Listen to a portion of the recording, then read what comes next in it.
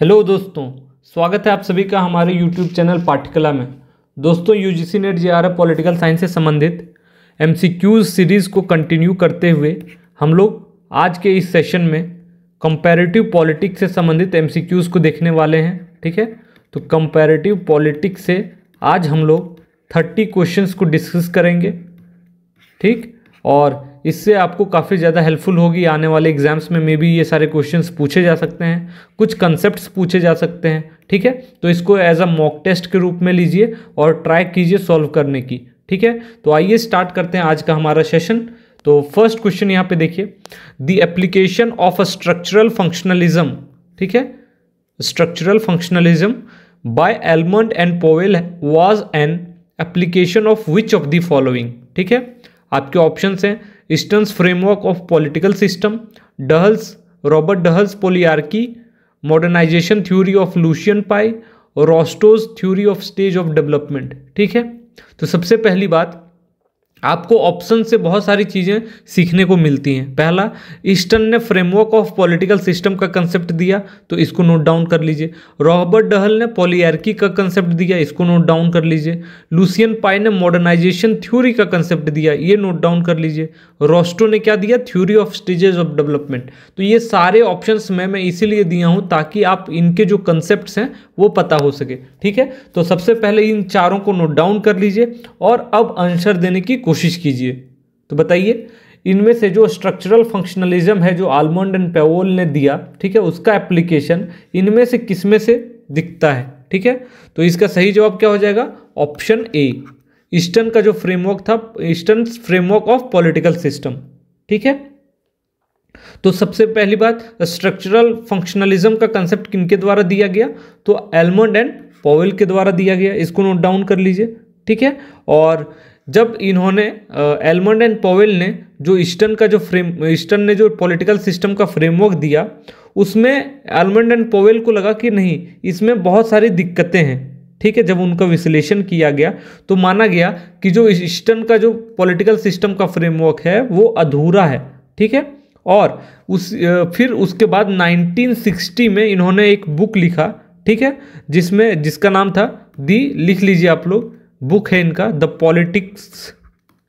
Politics of the developing areas. ठीक है, तो ये बुक के बारे में भी पूछा जा सकता है। तो the politics of the developing areas नामक बुक में, ठीक है, एलमंड एंड पोवेल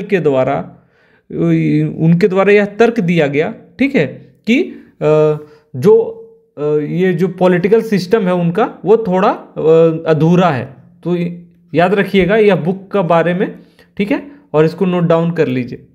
ठीक है, नेक्स्ट क्वेश्चन हम लोग देखते हैं। देखिए, 3 main features of Lucian W Pye's concept of political development, they are as follows. ठीक है, तो लुशियन डब्ल्यू पाई ने क्या दिया? कंसेप्ट ऑफ पॉलिटिकल डेवलपमेंट, तो इसको नोट डाउन कर लीजिए। और अब बताइए कि इनमें से उनके फीचर्स कौन कौन थे? 3 फीचर्स थे, बताने हैं कौन कौन से। आपके ऑप्शन से देखिए यहाँ पे, पहला है equality, capacity and differentiation of structures. ठीक है, दूसरा है liberty, equality and differentiation of structures. तीसरा है जस्टिस, इक्वालिटी एंड एफिशिएंसी। फिर चौथा है लिबर्टी, जस्टिस एंड इफिशिएंसी। तो बताना है इसका सही जवाब क्या हो जाएगा। ठीक है, तो इस क्वेश्चन का सही जवाब हो जाएगा आपका option number A, equality, capacity and differentiation of structure. ठीक है, तो ये 3 फीचर्स थे लुशियन पाई के, जो कंसेप्ट उन्होंने दिया पॉलिटिकल डेवलपमेंट के बारे में। ठीक है, तो ये चीज़ें आपको ध्यान में रखनी है। अगला क्वेश्चन देखते हैं हम लोग, 3rd नंबर। देखिए, who has argued that for someone with a scientific approach to political events the idea of an independent comparative method seems redundant। ठीक है, तो ये क्वेश्चन आप लोग देख लीजिए। इसका मतलब है किनके द्वारा यह तर्क दिया गया, ठीक है, कि जितने भी एक पॉलिटिकल इवेंट्स होते हैं उनके वैज्ञानिक दृष्टिकोण वाले कोई व्यक्ति हैं, ठीक है, उनकी एक स्वतंत्र तुलनात्मक पद्धति का विचार एक तरीके से रिडंडेंट लगता है। ठीक है, तो ये क्वेश्चन थोड़ा है, इसको देखिए और ऑप्शंस देखिए। ए एन इसेनस्टेड, ऑप्शन बी है एरेंट लिचपार्ट, ठीक है, 3rd है गैब्रियल एलमंड, चौथा हैरोल्ड लासवेल। तो बताइए इसका सही जवाब क्या हो जाएगा। तो इस क्वेश्चन का सही जवाब हो जाएगा option number D, Harold Lasswell. ठीक है, तो याद रखिएगा इन्होंने ही आर्गू किया कि जिसके पास साइंटिफिक अप्रोच होगा, यदि with a scientific approach to political events idea of an independent comparative method seems redundant. तो ये चीज़ आपको लिख लीजिए कहीं, क्योंकि ये सारे स्टेटमेंट बेस्ड है ना, तो इसीलिए। ठीक है, और इसको याद रखिएगा। और एक चीज़ ये भी याद रखिएगा, हैरोल्ड लासवेल हो गए, ठीक है, डेविड ईस्टन हो गए, और एक चार्ल्स मेरियम। ठीक, चार्ल्स मेरियम, ये जो लोग थे, ठीक है, इन्होंने एक जिसको कहा जाता है न्यू पॉलिटिकल साइंस का डेवलपमेंट किया। ठीक है, तो न्यू पॉलिटिकल साइंस के डेवलपमेंट में इन तीनों का नाम आता है। ठीक है, तो इनका नाम आप लोग ऐसे नोट डाउन कर लीजिए, जिन्होंने न्यू पॉलिटिकल साइंस में कंट्रीब्यूशन किया। ठीक है, अगला क्वेश्चन देखिए, who among the following first used the concept of political culture. ठीक है, तो पॉलिटिकल कल्चर के बारे में सबसे पहली बार कंसेप्ट किन्होंने दिया, Gabriel Almond, Karl Deutsch, GB Powell या लुसियन पाई। तो बताइए इसका सही जवाब क्या हो जाएगा। इसका सही जवाब क्या होगा, पॉलिटिकल कल्चर के बारे में सबसे पहले किन्होंने बताया, तो इसका सही जवाब हो जाएगा गैब्रियल एलमंड। ठीक है, तो इन्होंने ही पॉलिटिकल कल्चर के बारे में सबसे पहली बार बताया। ठीक है, तो इसको याद रखना है आप लोगों को। नेक्स्ट क्वेश्चन हम लोग देखते हैं, which of the following statements relate to Karl W Deutsch communication approach to the comparative politics. ठीक है, तो इनके बारे में याद रखिएगा, कार्ल ड्यूश ने कम्युनिकेशन थ्योरी के बारे में बताया है, तो कम्युनिकेशन थ्योरी इनसे रिलेटेड है। ठीक है, तो यहाँ पे बताइए कि कौन सा स्टेटमेंट कार्ल ड्यूश के से संबंध में ये सही है। ठीक है, ऑप्शंस देखिए यहाँ पे, the political system is like a machine that works on information. ठीक है, दूसरा है his theory uses homeostasis instead of equilibrium to explain kinetics. तीसरा है structure and function are emphasised. चौथा है greater importance is given to decision functions. ठीक है, आपको बताना है कि इनमें से क्या सही है। ठीक है, तो बताइए इसका सही जवाब क्या हो जाएगा। तो इसका सही जवाब क्या होगा, ऑप्शन नंबर ए। ठीक है, ओनली ए एंड बी। ठीक है, तो यहाँ पे देखिए, the political system like a machine that works on information, ये सही है, और his theory uses homeostasis instead of equilibrium, ठीक है, टू एक्सप्लेन काइनेटिक्स। तो ये दोनों स्टेटमेंट जो हैं वो कार्ल ड्यूश से रिलेटेड हैं, जो उनकी कम्युनिकेशन थ्योरी थे उससे। तो इसको आप लोग नोट डाउन कर लीजिए। नेक्स्ट क्वेश्चन हम लोग देखते हैं, 6 नंबर देखिए, who among the following is the author of theory of modernisation and decay. ठीक है, तो यह एक बुक है या किनके द्वारा लिखी गई यह बताना है। ठीक है, लुसियन पाई, ठीक है, यहाँ पे लुसियन पाई, ठीक है, हंटिंगटन, लिपसेट या रोस्टो। बताइए इसका सही जवाब क्या होगा। ठीक है, तो इस क्वेश्चन का सही जवाब हो जाएगा लिपसेट। ठीक है, तो इस बुक के बारे में किन्होंने लिखा, तो लिपसेट ने लिखा। ठीक है, और सैमुअल पी हंटिंगटन के एक बुक आप लोग जानते होंगे जिसका नाम है, नहीं पता है तो लिख लीजिए, political order in changing societies. ठीक है, यह इनकी एक बहुत फेमस बुक है और यह पब्लिश हुई थी 1968 में। ठीक है, तो इस चीज़ को आप लोग ध्यान में रखिएगा। बाकी इस क्वेश्चन का जवाब क्या हो जाएगा, लिपसेट।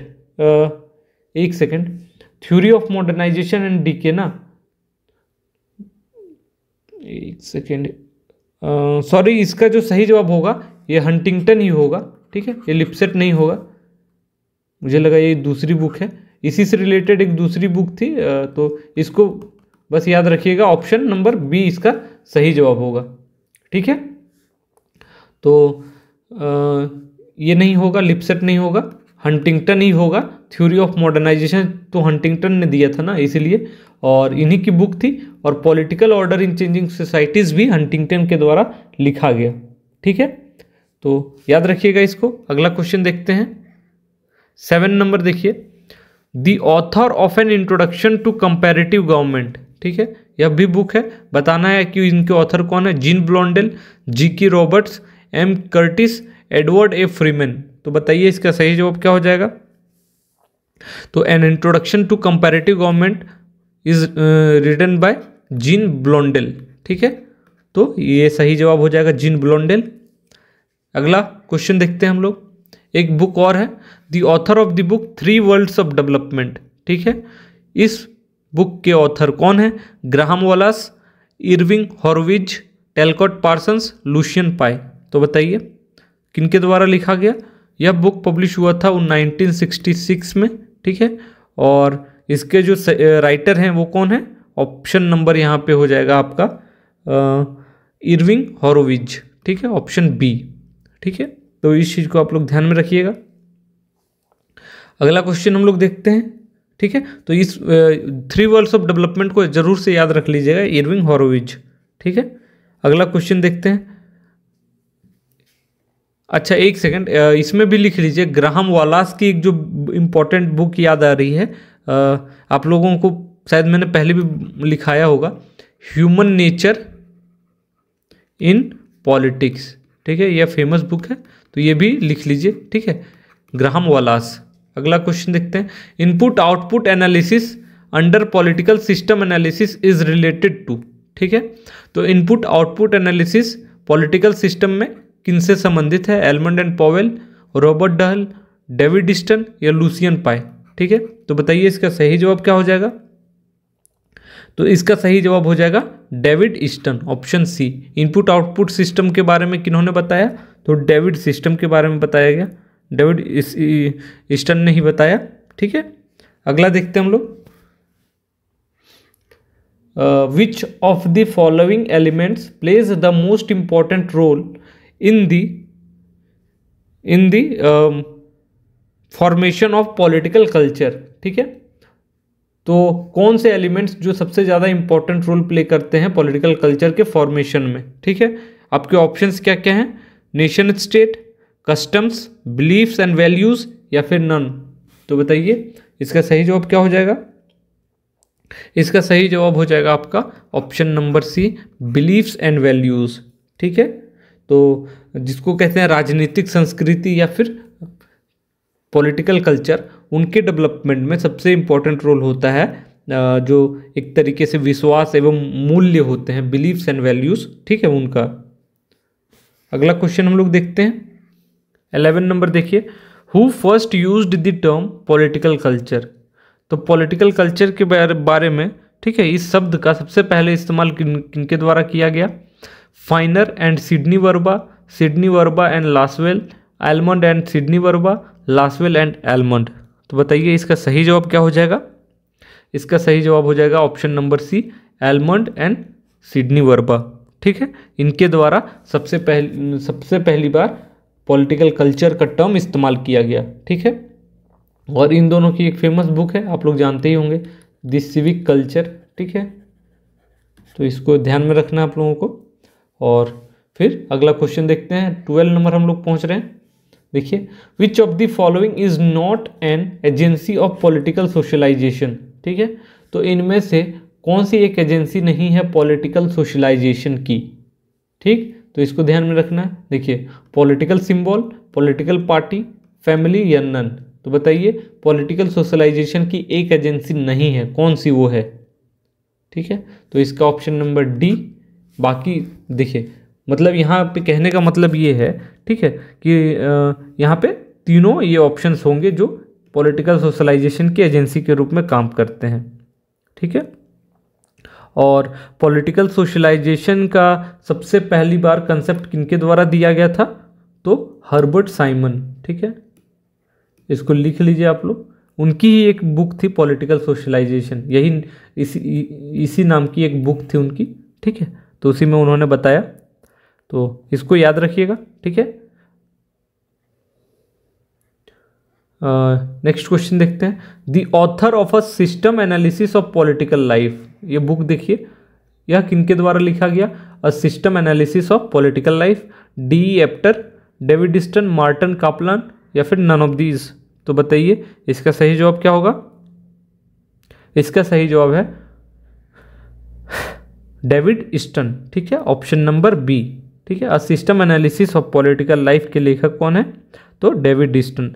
और डेविड ईस्टन से संबंधित बहुत सारी बुक्स हैं जो आप लोग याद रख सकते हैं, ठीक है। तो उनमें से एक ये है, और एक जैसे डी एप्टर की एक फेमस बुक है, वो याद रख लीजिए, लिख लीजिए यहाँ पे, जिसका नाम है the Gold Coast in international politics.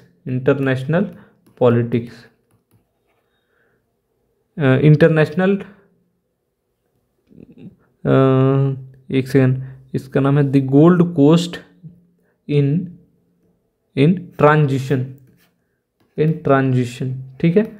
International politics नहीं, वो मार्टिन कापलान की बुक याद आ रही है, इसका नाम है system and process in international politics, ठीक है। तो ये इनकी बुक थी, तो थोड़ा कन्फ्यूजन था, आप लोग देख लीजिए, ठीक है। एक सेकेंड,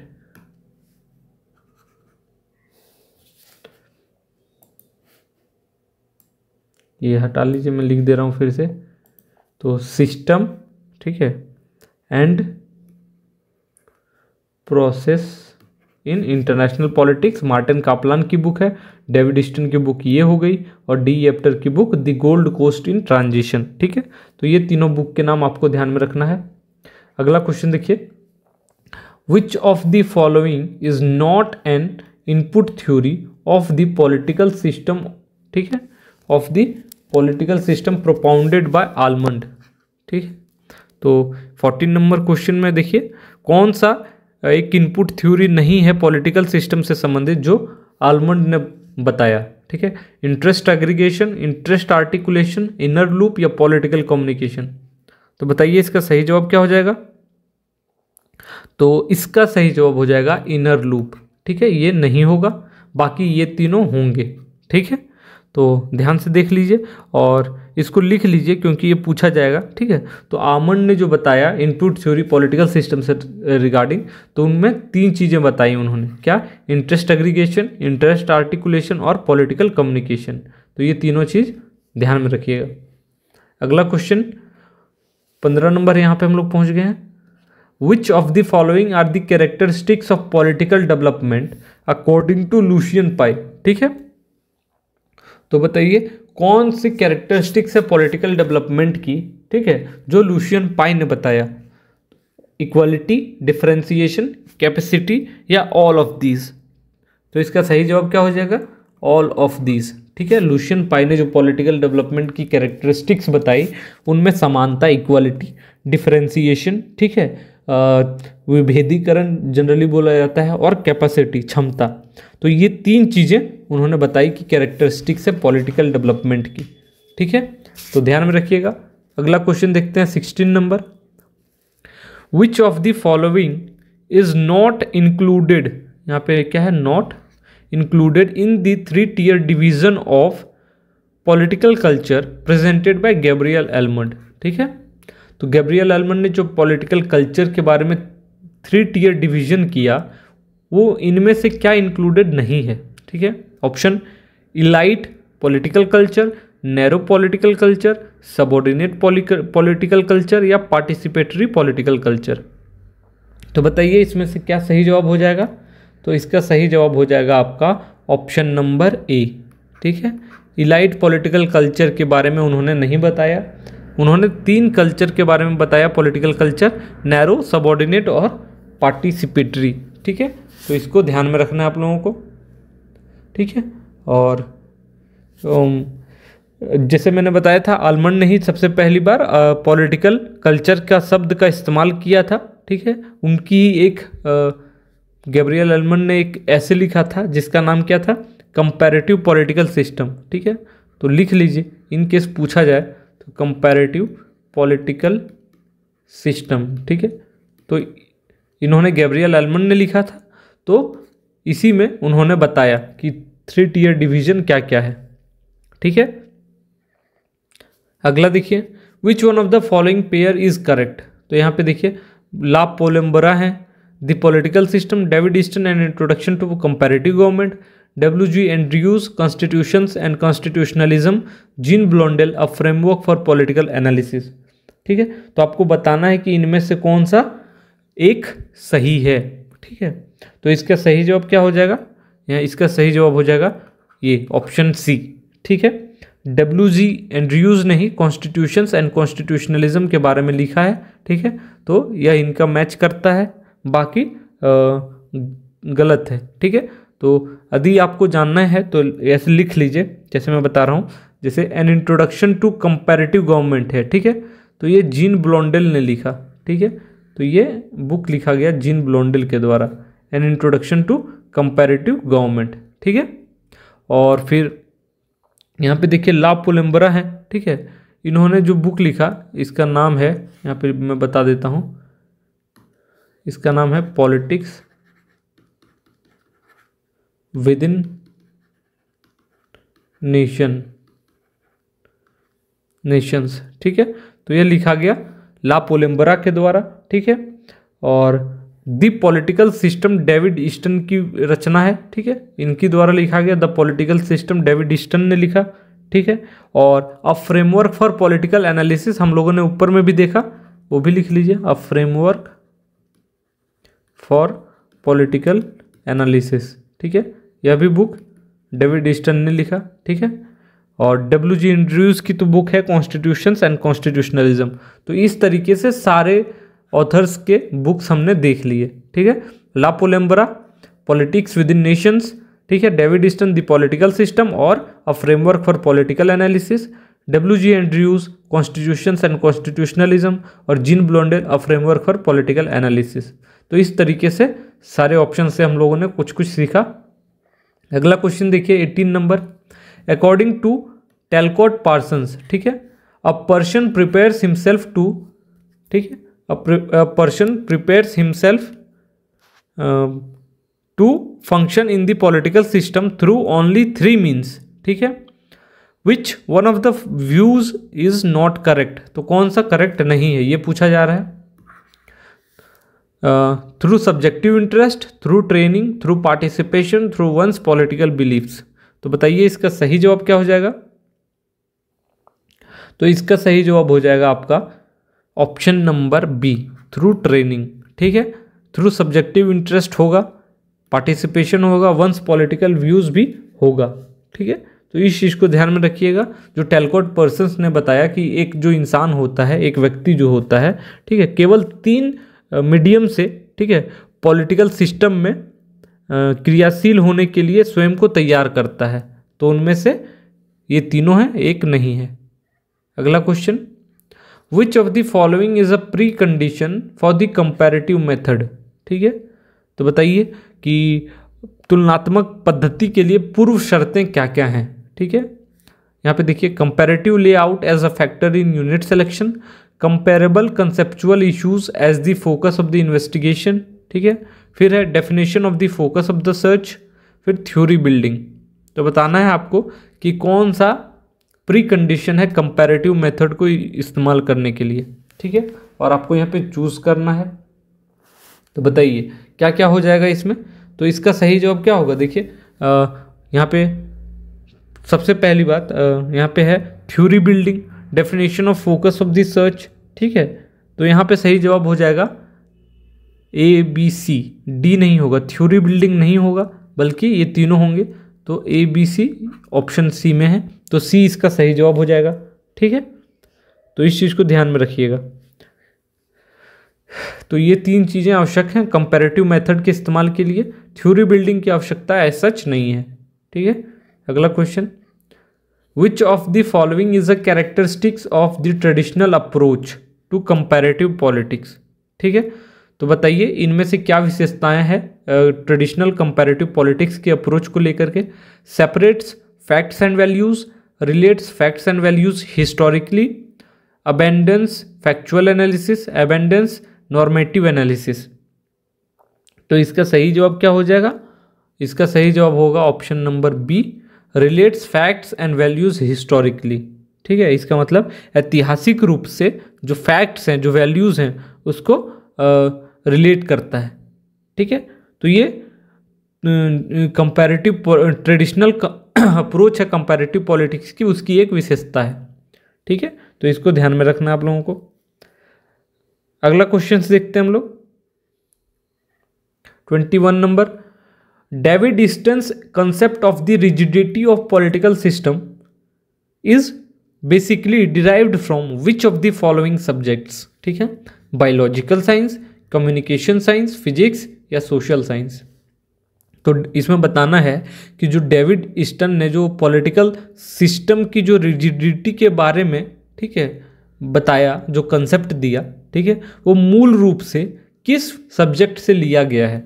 बायोलॉजिकल साइंस से, कम्युनिकेशन साइंस से, फिजिक्स से या फिर सोशल साइंस से। तो इसका सही जवाब क्या हो जाएगा? Option number A, biological science से उन्होंने पॉलिटिकल सिस्टम की जो रिजिडिटी के बारे में बताया वो यहाँ से लिया। ठीक है, तो इसको ध्यान में रखिएगा।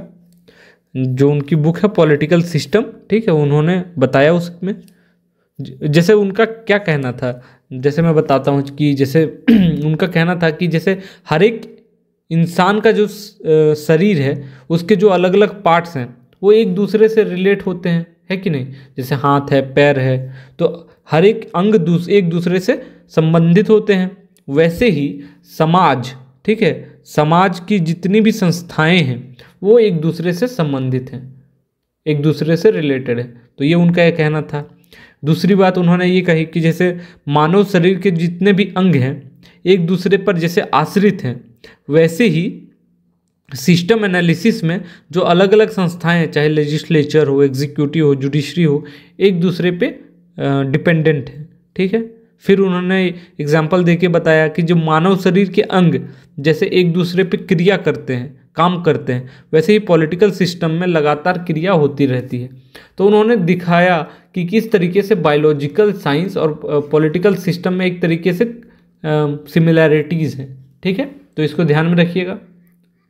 अगला क्वेश्चन देखिए, in which book did David Easton present the creative concept of system. ठीक है, तो इसमें पूछा जा रहा है कि डेविड ईस्टन ने व्यवस्था, ठीक है, का जो क्रिएटिव कंसेप्ट है वो किस बुक में उन्होंने बताया? Man and his government, the political system, social contract या पॉलिटिक्स। तो इसका सही जवाब क्या हो जाएगा? ऑब्वियसली हम लोगों ने बुक देखा था द पॉलिटिकल सिस्टम, तो ये डेविड ईस्टन की बुक है। ठीक है, तो इसी बुक में उन्होंने बताया सिस्टम के बारे में। ठीक है, तो द पॉलिटिकल सिस्टम यह पब्लिश हुई थी 1953 में, तो इसको नोट डाउन कर लीजिए। ठीक है, और उनके जो द्वारा जो दूसरी बुक है वो जानते होंगे, अ फ्रेमवर्क फॉर पॉलिटिकल एनालिसिस। ठीक है, हम लोगों ने लिखा पहले। एक और बुक है वो लिख लीजिए आप लोग, दी एनालिसिस ऑफ पॉलिटिकल स्ट्रक्चर। तो यह किन की बुक है? डेविड ईस्टन की, पॉलिटिकल स्ट्रक्चर।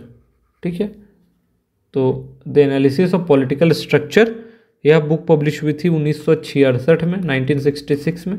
तो यह डेविड ईस्टन की बुक है, याद रखिएगा। ठीक है, और डेविड ईस्टन के बारे में आप लोग जानते हैं, इनको फादर ऑफ बिहेवियरलिज्म भी कहा जाता है, फादर ऑफ बिहेवियरलिज्म या पोस्ट बिहेवियरलिज्म, है कि नहीं? पोस्ट बिहेवियरलिज्म या बिहेवियरलिज्म के फादर के रूप में इनको जाना जाता है।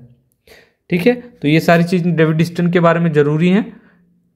अगला क्वेश्चन देखते हैं, ईस्टन्स कंसेप्चुअल फ्रेमवर्क डेवलप्ड इन कितने स्टेजेस में? ठीक है, तो ईस्टन का जो कंसेप्चुअल फ्रेमवर्क है, वैचारिक ढांचा है, वो कितने चरणों में विकसित हुआ, ये पूछा जा रहा है।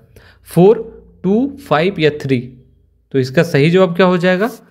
इसका सही जवाब सोचिए पहले, अब बताइए। तो इसका सही जवाब हो जाएगा आपका ऑप्शन नंबर डी। ठीक है, 3 स्टेजेज में जो ईस्टन का जो कंसेप्चुअल फ्रेमवर्क है वो डेवलप्ड हुआ। ठीक है, तो इसको आप लोग याद रखिएगा और इस चीज़ को देख लीजिएगा आप लोग। अगला क्वेश्चन हम लोग देखते हैं, जैसे उनका कहना था, जो उन्होंने कहा था ना, इनपुट मेथड, आउटपुट मेथड या ट्रांसफॉर्मेशन के बारे में, तो वो सारी चीज़ें आप लोग पढ़ लिए होंगे, तो उसको ध्यान में रखिएगा। नेक्स्ट क्वेश्चन देखिए, what is the alternative to experimental method in comparative politics? ठीक है, तो इसमें बताना है कि तुलनात्मक राजनीति में जो एक्सपेरिमेंटल मेथड है उसका विकल्प क्या है, अल्टरनेटिव क्या है, case study method, statistical method, ontological method या एम्पेरिकल मेथड। तो इसका सही जवाब क्या हो जाएगा? इसका सही जवाब हो जाएगा आपका option number B, statistical method. ठीक है, तो ये आपका सही जवाब है। एक्सपेरिमेंटल मेथड का अल्टरनेटिव क्या है? Statistical method. तो इसको ध्यान में रखिएगा आप लोग। अगला question, who among the following was the pioneer of the institutionalist approach. ठीक है, तो बताइए इंस्टीट्यूशनलिस्ट अप्रोच के जो यहाँ पे पायोनियर हैं वो कौन है? जेम्स ब्राइस, एवी डाइसी, आरसी मैक्रेडिस, कार्ल जे फ्रेडरिक। तो बताइए इसका सही जवाब क्या हो जाएगा? तो इसका सही जवाब हो जाएगा आपका, यहाँ पे ऑप्शंस हैं देखिए ए बी सी डी, तो इसमें बताना है कि क्या सही जवाब हो जाएगा। तो इसका सही जवाब हो जाएगा इसका सही जवाब हो जाएगा आपका जेम्स ब्राइस हैं। ठीक है, दूसरा इन्होंने बताया कि एवी डाइसी भी होंगे इंस्टीट्यूशनलिस्ट अप्रोच से, और कार्ल जे फ्रेडरिक। ठीक है, तो ये भी होंगे। तो इसमें 1 2 और 4 होगा, 1 2 3 1 3 4 1 2 3, ये तो सेम हो गया ना, यहाँ पे 4 होना चाहिए। ठीक है, तो 1 2 4 ये होगा। ठीक है, तो ऑप्शन सी 1 2 4 होगा, आप लोग देख लीजिए। ठीक है, ये आरसी मैक्रेडिस इंस्टीट्यूशनलिस्ट अप्रोच से संबंधित नहीं है, तो इसको आप लोग याद कर लीजिए। ये थोड़ा ऑप्शंस में यहाँ कुछ मिस्टेक हो गया है। अगला क्वेश्चन देखते हैं हम लोग, 26 नंबर है, consider the following statements about new institutionalism. ठीक, तो जिसको बोलते हैं नव संस्थावाद, उसके बारे में कुछ स्टेटमेंट्स हैं, उसको हमको देखना है। Normative institutionalism is associated with James March and Johan P Olsen. ठीक है, दूसरा है normative institutionalism views institutions more as a set of incentives and disincentives that influences individual choices. ठीक है, तो ये दो स्टेटमेंट है, आपको बताना है इसमें से क्या सही जवाब हो जाएगा। तो यहाँ पे देखिए only 1 is correct, 2 is correct, both wrong. तो बताइए इसका सही जवाब क्या हो जाएगा? ऑप्शन नंबर यहाँ पे ए। ठीक है, सिर्फ ये स्टेटमेंट करेक्ट है, तो इसको नोट डाउन कर लीजिए। नॉर्मेटिव इंस्टीट्यूशनलिज्म किससे संबंधित है? जेम्स मार्च, ठीक है, और जोहान पी ओल्सन से संबंधित। ठीक है, तो ये चीज आप लोग ध्यान में रखिएगा। ठीक है, और इन्होंने ही एक बुक लिखी थी जेम्स मार्च ने और जोहान पी ओल्सन ने, उसका नाम आप लोग लिख लीजिए, कहीं भी इन केस पूछा जाए। उनका नाम था द न्यू इंस्टीट्यूशनलिज्म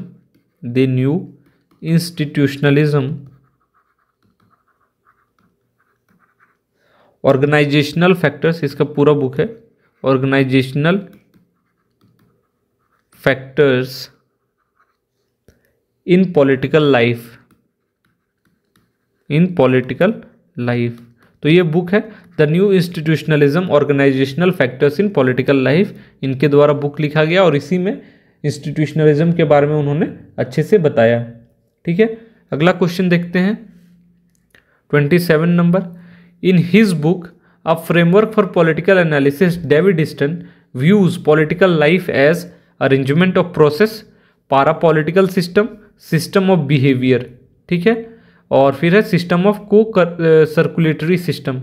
तो उनकी जो बुक है a framework for political analysis David Easton की, उसमें उन्होंने पॉलिटिकल लाइफ को कैसा माना है?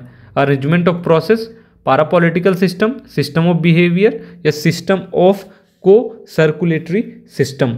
तो बताइए इसका सही जवाब क्या हो जाएगा?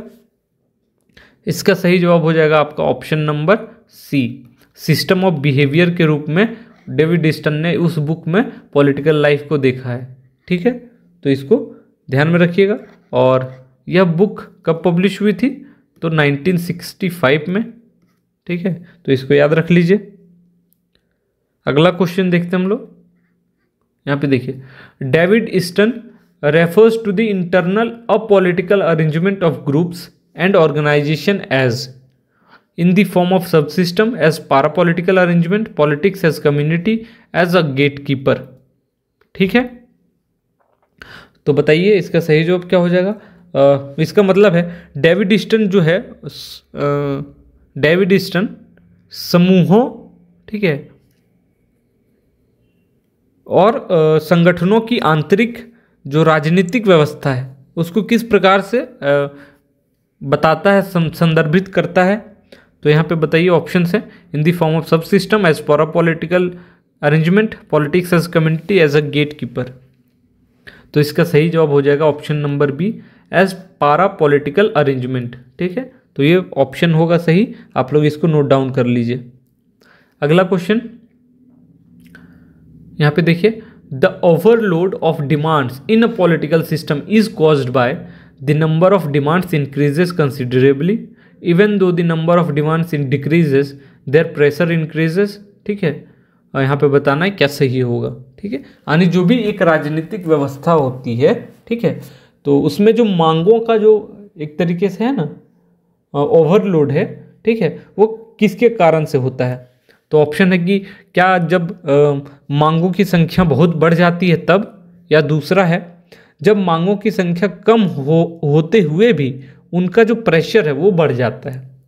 तो इसका क्या सही जवाब हो जाएगा, ऑप्शन सी, बोथ 1 और 2। ठीक है, दोनों की वजह से जो पॉलिटिकल सिस्टम है, पॉलिटिकल सिस्टम में डिमांड की ओवरलोड हो सकती है। ठीक है, तो डेविड ईस्टन ने ही इन सब चीज़ों के बारे में बताया। ठीक है, तो इसको ध्यान में रखना है। और आज का हमारा जो लास्ट क्वेश्चन है 30 नंबर का, वो देखिए, who among the following considered Charles Merriam as the first among political scientist to understand the importance of psychology for politics. ठीक है, तो इसमें बताइए कि किन्होंने चार्ल्स मरियम को राजनीति के लिए मनोविज्ञान के महत्व को समझने वाले राजनीतिक वैज्ञानिकों में प्रथम माना है, सबसे पहला माना है। ठीक है, A.L. Lowell, Graham Wallas, George Catlin, Harold Lasswell. तो इसका सही जवाब क्या हो जाएगा, option number D, Harold Lasswell के द्वारा चार्ल्स मरियम को फर्स्ट पॉलिटिकल साइंटिस्ट माना गया है। ठीक है, जो समझ सकते थे importance of psychology for politics. तो इसको ध्यान में रखिएगा आप लोग। ठीक है, और एक चीज़ याद रखिएगा, लासवेल हो गए, ठीक है, लासवेल चार्ल्स मरियम के शिष्य थे। ठीक, तो हैरोल्ड लासवेल जो थे वो स्टूडेंट थे चार्ल्स मरियम के। ठीक, और चार्ल्स मरियम जो थी वो किससे संबंधित थी, तो शिकागो एक स्कूल ऑफ थॉट हुआ करता था, तो Chicago school of thought system से ये बिलोंग करती थी। ऐसे पूछा जाता ना कि किस स्कूल ऑफ थॉट से बिलोंग करता है कौन सा पॉलिटिकल साइंटिस्ट, तो जनरली पूछा जाएगा, तो चार्ल्स मरियम शिकागो स्कूल से थी, बिलोंग करती थी। ठीक है, तो इसको याद रखिएगा। और हैरोल्ड लासवेल के बारे में कुछ जान लीजिए, इनकी जो द्वारा जो बुक्स लिखी गई उनमें कौन कौन सी बुक्स हैं, तो एक लिखिए powers and personality, powers and personality. ठीक है, यह एक बुक है जो कि पब्लिश हुई थी 1948 में। एक दूसरी जो बुक है वो मैं यहाँ पे लिख दे रहा हूँ, दूसरी बुक है world politics and personal insecurity, insecurity. ठीक है, यह बुक भी लिखा गया उन्हीं के द्वारा, हैरोल्ड लासवेल के द्वारा 1965 में।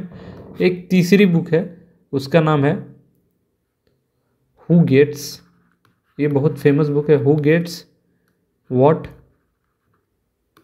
When and how. ठीक है, तो यह बुक बहुत फेमस है, 1936 में पब्लिश हुई।